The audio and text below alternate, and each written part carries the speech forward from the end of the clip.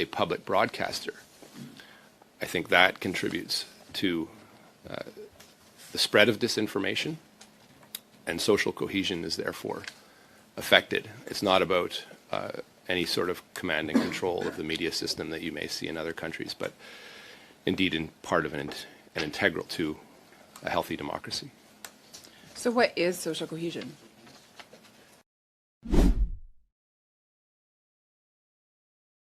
Good morning.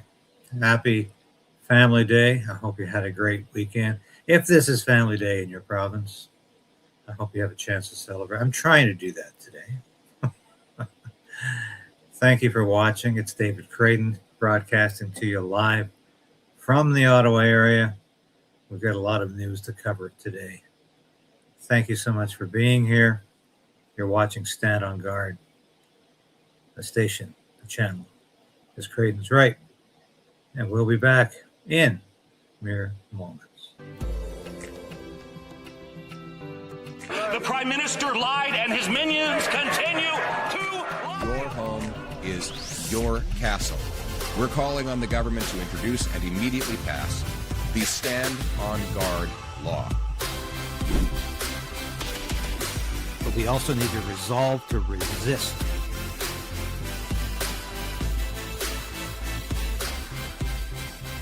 Okay. We'll do it live. Okay. No. We'll do it live. I'll write it and we'll do it live. We're doing it live as we do every day. I want to get into a poll, which I found absolutely fascinating. We're going to have a very careful look at this. But before I start this morning, I just want to say I was watching a documentary last night. Started it the night before and the internet went down, so I couldn't finish it. But of course, if you've been following the release of the Jeffrey E. files, and I have to say that because, yes, believe it or not, you can't say the man's last name within at least the first 10 minutes of doing a broadcast. Living in a funny world. But so many people are talking about Stanley Kubrick's last film. Now, I'm sure I'm talking to those in the know this morning who know who Stanley Kubrick was. Very, very unfortunate. Did never live to see the year 2001. And perhaps his best known picture film is 2001: A Space Odyssey, which is an incredible movie to see again and again and again. I don't know, maybe it's Dr. Strangelove that has endured the longest in popular culture. I don't know. He made some very disturbing movies that I find difficult to rewatch, like A Clockwork Orange and Full Metal Jacket, for instance. We're going through them, Lolita. But his last movie, there's a lot of controversy about Eyes Wide Shut, starring Tom Cruise and Nicole Kidman. Because, of course, it's all about the super elites in society being Satanists and serving the devil and being part of this. And there are a lot of people who say now that 24 minutes of the film were excised, and that the powers that be that did not want this film released as Kubrick filmed it did away with Stanley Kubrick. He died at the age of 70. He had been a very profuse smoker, a chain smoker, and had resumed smoking in his last couple of years. So maybe that contributed to his death at age 70. But I remember reading an interview with him in Vanity Fair, just literally months before his passing. And it all seemed very strange. But I'm going to watch Eyes Wide Shut for the first time this week because I want to know if there's anything in this film that can give us more light about the Jeffrey E. files. Because clearly what these files are all about, and we're going to be talking more about this in the show later, is that the elites, the billionaires, the super elites who control our society, either as politicians, as business leaders, as influencers. And I'm not talking about social media influencers. I'm talking about the people who tell you what to think, the media moguls. These people appear to be all in the same club. Maybe that should be club with a capital K, just like we routinely refer to class with a capital K when we really don't mean it. So what's going on with these people? Why do they all have the same friends? Why are they all mentioned in the same context, the same email stream? We know who Jeffrey E. had in his little black book. It included people like Mark Carney's wife. It included people close to the prime minister. It included the rich and the powerful. And they all seem to be in the same mindset in terms of who they serve. Now, I grew up thinking, that the devil really was in control of the world, because the Bible tells us that in Ephesians chapter 6. Talks about the spiritual warfare, spiritual wickedness in high places, the principalities and powers. Who's really in control? We wrestle not against flesh and blood, but against principalities, against powers, against the rulers of the darkness of this world, against spiritual wickedness in high places. So the Apostle Paul wrote about this 2 centuries ago, describing the world at that time, ancient Rome, as being controlled by the devil, by demonic powers. We are there again, clearly. Why do we keep calling United States and Canada Christian nations? Some people do. I mean, we don't even have the veneer of a Christian nation in Canada. The United States still has the veneer of a Christian nation because there's so many evangelical Christians in the United States with political influence and power. But clearly what's going on behind the scenes is horrifying. Horrifying. And I have to be very careful how I even describe it, because it is incredible. But we're going to continue to examine these Jeffrey E. files because I believe they contain the answers to why our society has gone so incredibly corrupt, why it has lost its moral compass, why our politicians are afraid to call right, right, and wrong, wrong. Why are they so cowardly, so craven, so afraid to identify evil? Is it because they're all worshiping evil? Or at least those who possess the power are? So I'm going to watch this movie again. I got a bit off track there. Because I want to watch this movie because I want to see if a movie made released in 1999 has the relevance 26 years later that a lot of people are saying it does. This movie is about the world we live in today. And it's interesting, when the Jeffrey E. files were released, the mainstream media reached for 2 areas of blame. Oh, that happened 30 years ago, 20 years ago. That's not the way things are today. BS. Or, it's Russia is behind this. Yeah, right. Russia is behind this. And clearly, we cannot blame Russia for this one. I want to go to a poll, and we'll get back to Epstein a little later today. But, whoops. Got to share the screen with you, don't I? Here it is. This is a new Abacus poll conducted by an old friend. Now, we weren't that close, but I knew David Coletto when I worked at Sun News. It was a television station. A lot of you have probably forgotten that Sun News ever had a television station. Out of Toronto.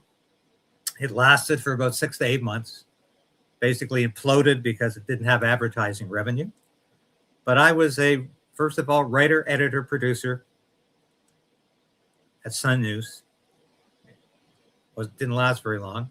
But David Coletto was the pollster for Sun News. So I think he was, if he has any ideology, he's probably a small c conservative. He doesn't let that get in the way of his polling, as far as I've always been able to see. He's made some very, very incredibly accurate calls. He's also made some very, very incredibly inaccurate calls over the years. So I don't know where he is with this, but when I see a poll from David Coletto, Abacus, saying that Mark Carney is in majority government territory and he's increasing his lead against Pierre Poilievre and the Conservative Party of Canada, I am concerned. So let's read this. Between February 5th and 6th, 2026, Abacus data surveyed 1,915 Canadian adults as part of our ongoing federal political tracking. This wave comes at a consequential moment in federal politics. It follows the Conservative Party convention in Calgary and Pierre Poilievre's leadership review. But more importantly, it represents the first clear read on the political environment after several weeks of rising international tension and a renewed focus on Canada's relationship with the United States. Taken together, the findings point to a measurable shift in the political landscape. And this is where I'm shaking my head. People. Optimism about the direction of the country has reached a new multi-year high. Concerns about Donald Trump are now nearly tied with concerns about the economy. And most significantly, the Liberals have opened up their largest national lead in our tracking since Mark Carney became Liberal leader. Wow. Let's unpack those three things here.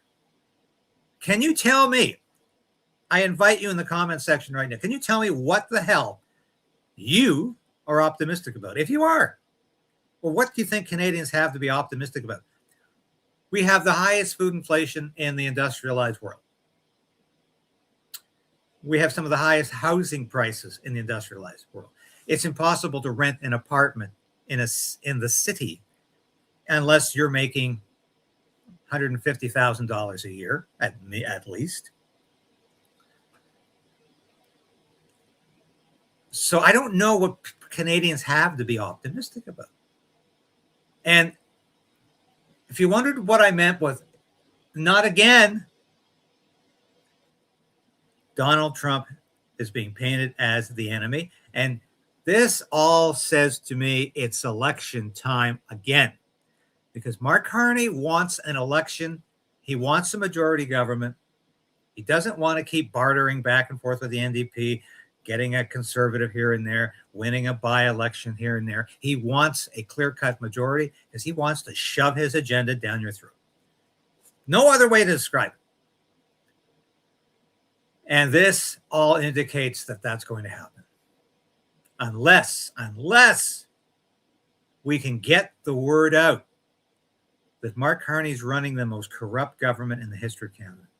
And I'm sorry Pierre Poilievre doesn't go there often enough. So we're going to have a look at what Canadians think are important issues, whether they are consistent with where the Conservative Party is putting its talking points.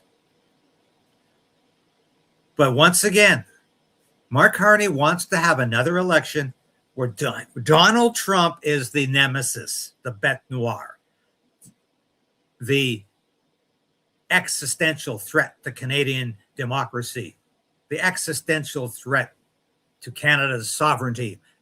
He wants to run against Donald Trump, not so much Pierre Poilievre, and he wants Pierre Poilievre to get in the ring with him as the supporting player. Who are you going to vote for? The lead or the supporting player? And that's Mark Carney's strategy. It's the Liberal Party. They've got this figured out. Pierre Poilievre cannot get in the ring and start being Mark Carney's sidekick in this election. He's got to make this about Mark Carney, not Donald Trump.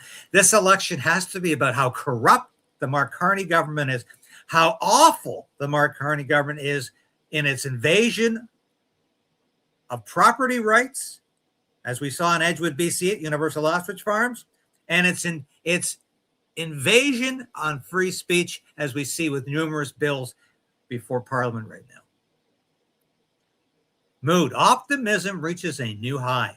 For the first time in years, Canadians are no longer tilted decisively toward pessimism. I'd like to know why. Today, 42% of Canadians say the country is headed in the right direction, while 42% say it is on the wrong track. This marks a clear improvement from much of late 2024 and 2025, when pessimism consistently outpaced optimism. Yeah, okay. So what's up? At the same time, pessimism about the world remains entrenched. 70% say the world is headed in the wrong direction. Top priorities. Cost of living dominates. Trump nearly ties the economy. So can you tell me, if people are worried about the cost of living, why are they so enthusiastic about Mark Carney and the Liberals, who have made the cost of living so horrendous in this country? The rising cost of living continues to dominate the political agenda. 64% of Canadians select it as one of their top 3 priorities for the federal government. The economy follows at 40%. What is noticeable is the rise in concern about Donald Trump and his administration. 39% now rank Trump among their top 3 priorities, effectively tying the economy as a central issue in Canadian federal politics. Holy crap. He's done it again. Mark Carney has managed to make Donald Trump the focus of Canadians' anxiety. The focus of Canada's and Canadians' anxiety should be Mark Carney's corrupt government, the most corrupt in the history of Canada. Mark Carney becoming a multi-billionaire. I believe, I can't prove it because I can't see his financial statements. They're in a blind trust controlled by his chief of staff. Remember? You can't see them either. But I believe he's making a hell of a lot of money while he's prime minister, because Brookfield Asset Management continues to run around the world sealing the deal. So let's have a look at this. The rise, here's the priorities. The rising cost of living, 64%. The economy, 40%. Donald Trump, 39%. Housing affordability and accessibility, 33%. Healthcare, 33%. Immigration, 24%. Every time you see healthcare, by the way, the mainstream media interprets that as, oh, that's because we need to spend more money on our healthcare. People are worried we're not spending enough money. That's balderdash. People are worried because we are spending as much money in taxes as you would pay for a healthcare system in the United States, for a healthcare plan, for a private healthcare plan. And you're getting virtually nothing back. You're spending 48 hours in emergency. You're waiting months for a hip replacement operation. And if you need a vital operation, forget it. It ain't going to happen. Go to the States. You got stage 3 cancer, you need an operation, you might not live until a doctor's ready to perform that operation on you. So you might have to leave the country.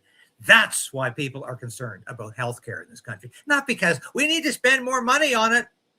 You know, job security, unemployment is down to 15%. Crime and public safety, 14%. So maybe Pierre Poilievre shouldn't be spending as much time talking about safe streets, safe communities, jail, not bail, because it's not resonating with Canadians. I tell you what would resonate with Canadians. You've got the most corrupt government on the face of the earth right now, and you need to get rid of it. Climate change, thank God, is down at 13%. So nobody really gives a shit about climate change anymore. Although the media likes to talk about the fact, oh, Canadians think it's very important. Threats posed by China and Russia, 13%. Indigenous reconciliation, 3%. Well, that should be higher, because turn that on its head.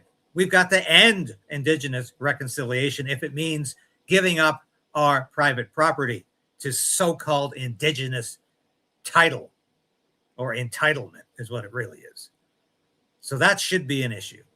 Chinese election interference, 3% of Canadians are bothered by it. And I wonder why, when I do a show on Chinese election interference, very few people watch it.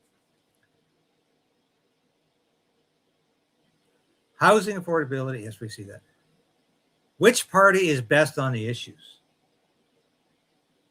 Among those who rank the rising cost of living as a top priority, the Conservatives hold a narrow edge. 36% say the Conservatives would do best on the issue, compared with 34% who choose the Liberals. This is a much smaller gap than we have seen in the past. Okay, I don't get it. So if the Conservatives are better at handling the economy, and most Canadians say the economy is number one or number two issue, why are people still voting Liberal? Does this make any sense, is what I'm saying. But the contrast is dramatic when we look at those who prioritize the Trump administration. Among Canadians who say Trump should be a top federal priority, 63% say the Liberals would do best, compared with just 19% who select the Conservatives, a 44-point Liberal advantage. So why do you think Mark Carney is once again demonizing Donald Trump, making an enemy of Donald Trump, trying to screw up our free trade negotiations with Donald Trump? Why? Because it's politically advantageous for him. So Mark Carney, much more look at it. 51% support for Mark Carney. Favorability rating, Pierre Poilievre was down at 29%.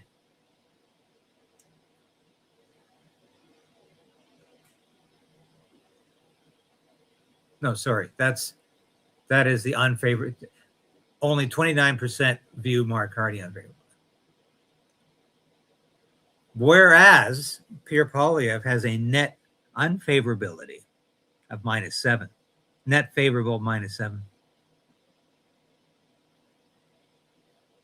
which is incredible to me.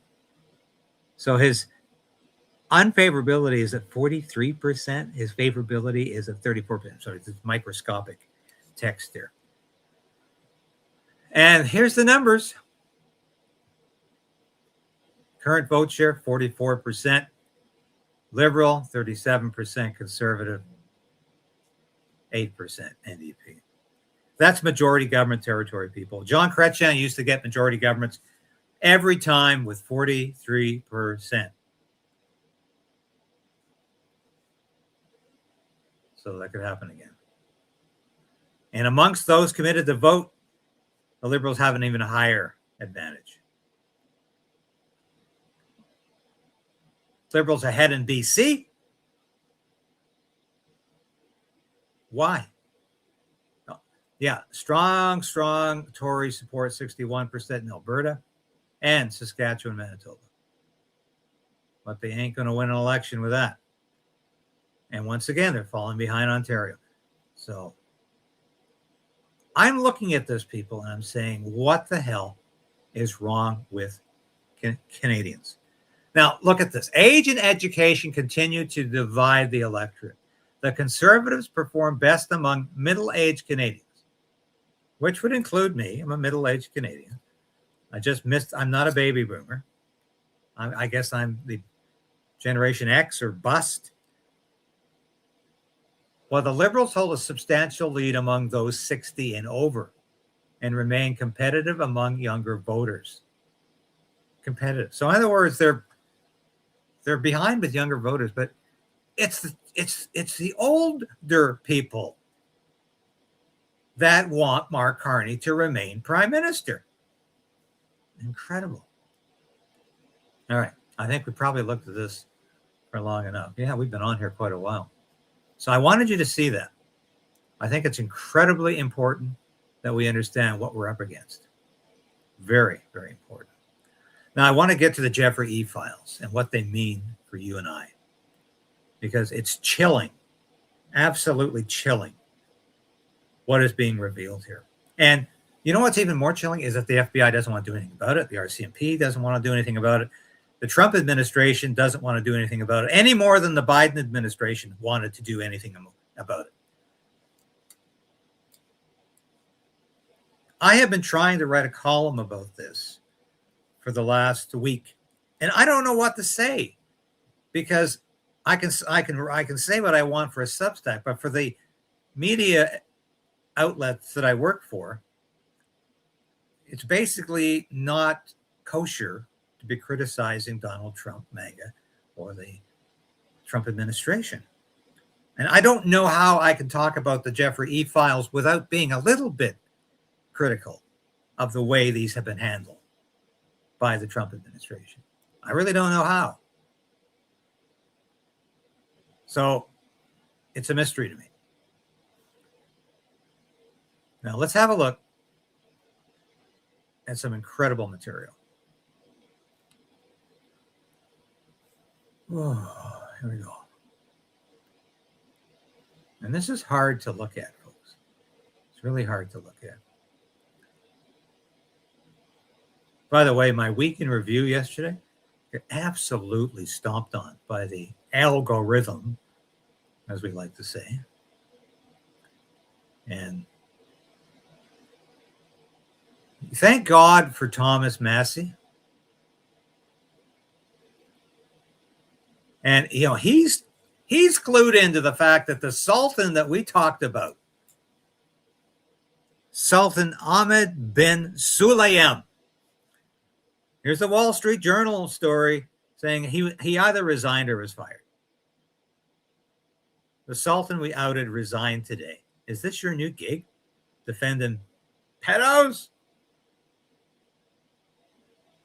Dubai CEO named in Epstein files. Whoops. I guess I can say it now. It's 27 after the hour. Resigns from DP World. You say, what the hell is DP World? Well, we've been talking about DP World now for the last 3 days. It's the largest shipping company in the world. You know, and I'm talking about those boxes, those shipment freights that go on ships. You know what I'm talking about. They're containers like that. That's what this guy deals with.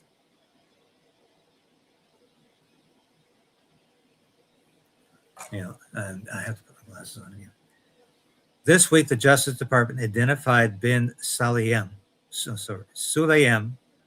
as the Sultan who received a 2019 email from Epstein, where Epstein wrote that I love the torture video. Congressman highlighted the document because the recipient was redacted in the document. And of course, hey, nothing to see here, folks. But you know what? We know where we are now. Epstein files, or I should probably still be saying the Jeffrey E. file. There's an email about burying bodies behind the ranch. Ground penetrating radar should be used. They tried that in Canada when there were all of these bogus stories about the remains of school children, native school children, being in these mass graves, and they all turned out to be bogus, nonsense, crap, BS, rubbish, all of it. We used ground penetrating radar to find out, oops, nothing there. Here's the email about the buried bodies in DOJ Epstein files, so it will not disappear. And I'll come back to this in a second here. Yeah, I'm not a robot. Well, all right.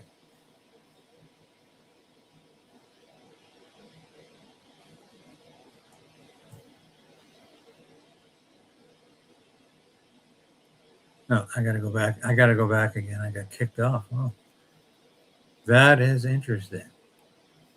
Yes. But here's the video about this area.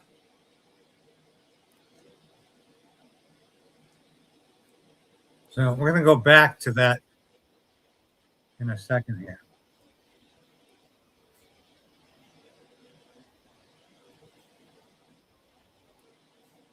And sorry, we're going to go back there in a minute here because I got some questions I think maybe you can help me answer.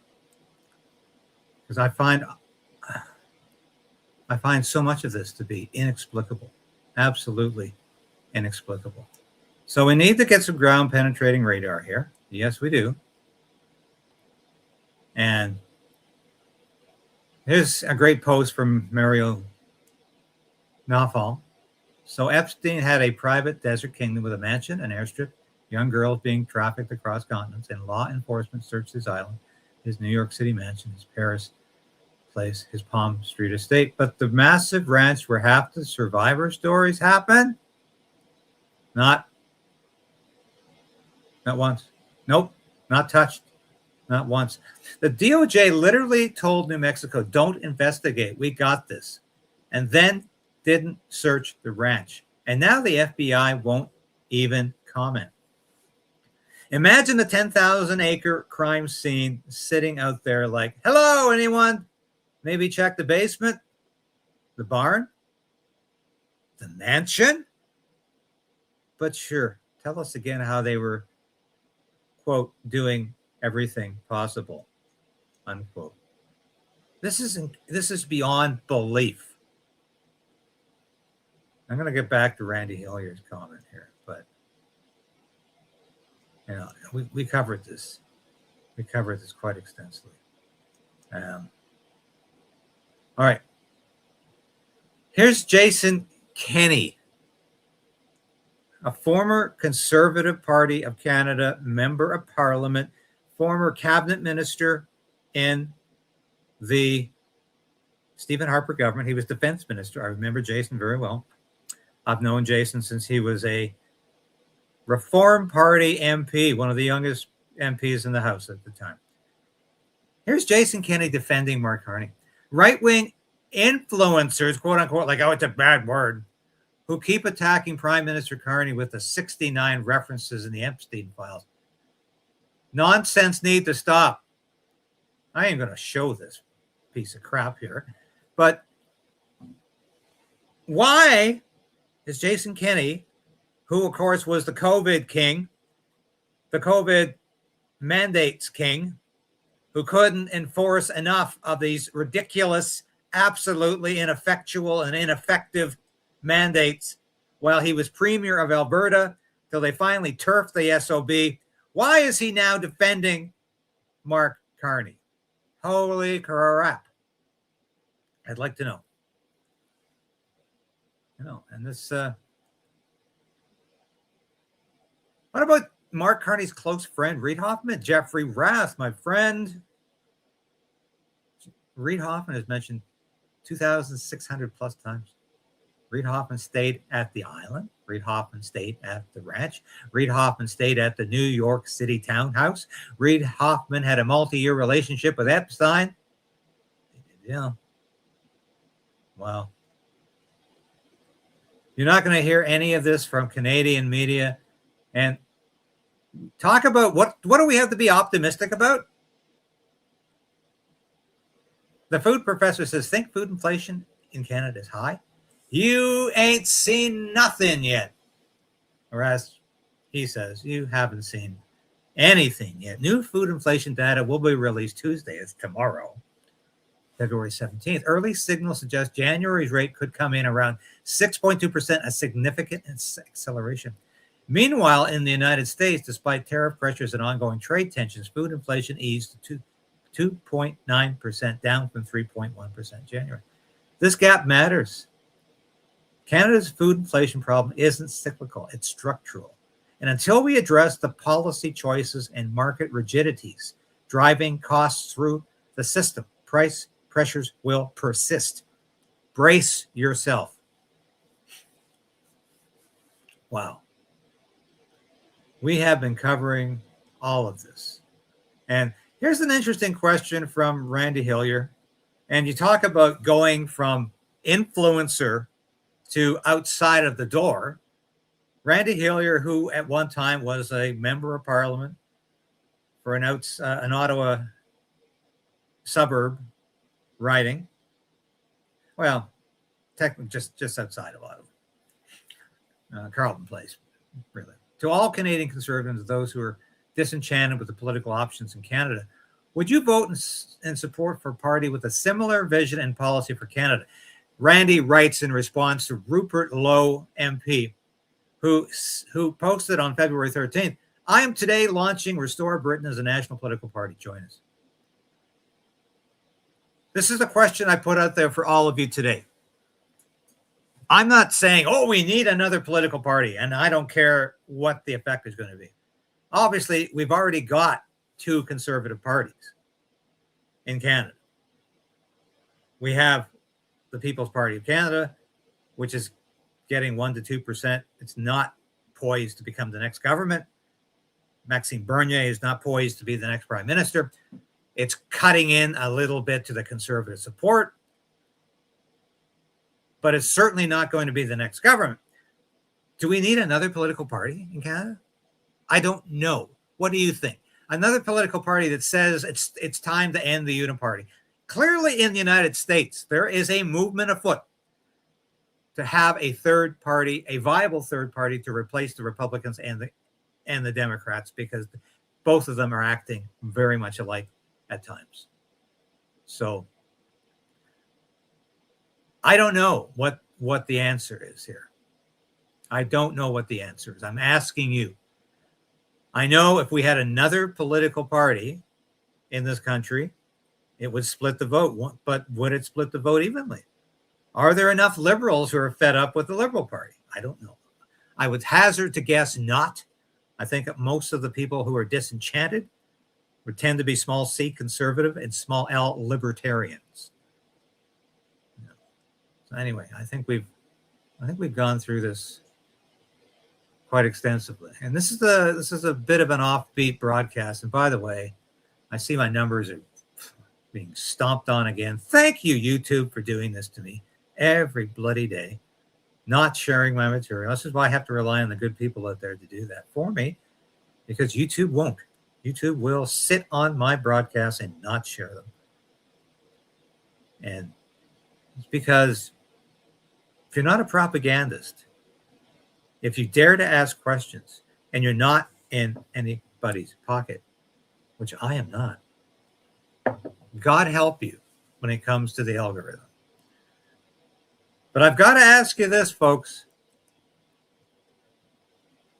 Why are so few independent media in this country talking about the Jeffrey E. files and Mark Carney's presence in them? The fact that this Sultan was a guy that the Carney government was prepared to sign a trade deal with? How come there's very little? How come Skunk on a Bunk and the rest of them aren't talking about this? Why? You know, I'll tell you this. This shocked me. This absolutely shocked me. I talked to a friend of mine who works for a small c conservative independent news. I would say new media, independent media, however, but it's not one of the groups that gets funding or that's being paid off or bought off by the Liberal government. And I said, you know, there's a really great story here about the Universal Ostrich Farms. First of all, it was fined $10,000 for a totally bogus reason. The farm can prove it's a bogus reason. And now, of course, the fine has been lifted because a tribunal, a agricultural tribunal, ruled in their favor. This is a great story. And all the horrible things that happened at the farm because of the Canadian Food Inspection Agency's presence there during a brutal occupation. It was brutal. A time when animals suffered cruelty at the hands of the CFIA, the Canadian Food Inspection Agency, where there was just absolutely abominable behavior going on. An illegal evacuation that should never have been allowed. People should have been charged. People should have been arrested. Nothing happened. And I said, this would be a great story for your media outlet to report on. And my friend got back to me. And he said, I'm sorry, David, they're not interested. And I said, why? I said, well, they just don't. I can't elaborate. And I said, can I elaborate? And I said, is it because this is not an approved story from the Conservative Party? Because They didn't really want to get involved in this very much. One MP was fantastic. One MP was just tremendous. But there was a lot of silence about this issue from the leader. And I was very disappointed in Pierre Poilievre for his silence. I never had that question really answered, but I think by not answering it, the answer was, yeah, that's it, David. That's it. We need to not be afraid as reporters, as journalists. There's a lot of people on YouTube who haven't got a goddamn clue in hell what a journalist is. They might be entertainers, they might not be, but they don't have a clue how to write. They don't have a clue how to interview. They don't have a clue how to investigate. They don't have a clue how to be a reporter. All they know is to just put their mug on a camera and talk. I'm sorry, there has to be more to it than that if you're a journalist. You have to ask tough questions of those in power. You have to investigate stories. You have to be prepared to criticize your political allies. If you're really a journalist, if you're really a reporter, show some guts, show some moxie, show some courage, get some balls, and get down there and start asking the impertinent questions, the questions that you're not supposed to be asking if you don't want to rock the boat. Because we're going to get more of this look the other way reporting when we need the exact opposite of that right now. And I'm sick to death of people out there doing nothing but sitting on their fat asses and just pretending to be journalists. We have to move beyond that. We've got to get people serious about doing real news and just stop reporting other people's news. This is why I do a lot of interviews on this station, because that's what journalists are supposed to do. I didn't call out any names today. There's no point. There's no point in doing that. They know who they are. And I think most of you know who they are. But we need truth, courage, persistence, dedication from new journalists, new media on social media. That's where we need to go with this. That's all I've got to say for today. It's Family Day. Enjoy the rest of your day. I'm going to try to take some time, just read. I haven't read a book uninterrupted for so long. I'm going to do that. Maybe do a bit of writing later. But thank you for watching today. It's been a pleasure. I will be back again tomorrow at the same time. Oh, just about forgot to show you the merchandise.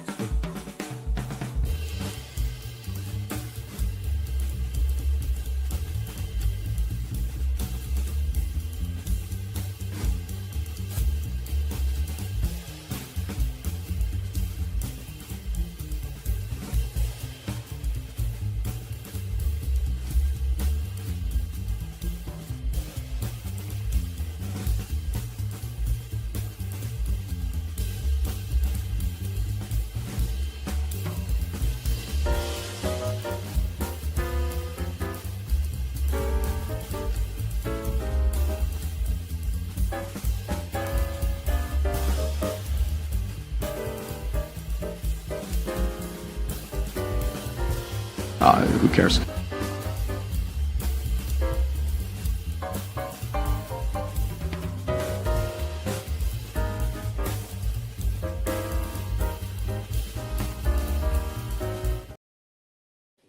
Thank you for watching today, folks. Some great merchandise there. By the way, I said this yesterday. First one to buy was my good friend Susie Sanderson. Buy one of these travel mugs. They actually work. And we are so impressed with them. We'll be back again tomorrow with more of the news you need to know and fighting the battle.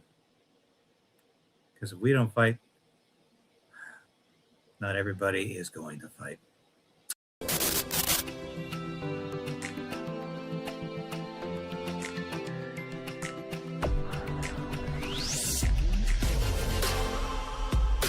Thank you for sharing this station with your friends and family. Thank you for hitting that like button, because I tell you, we are fighting back in a way I've never had to before.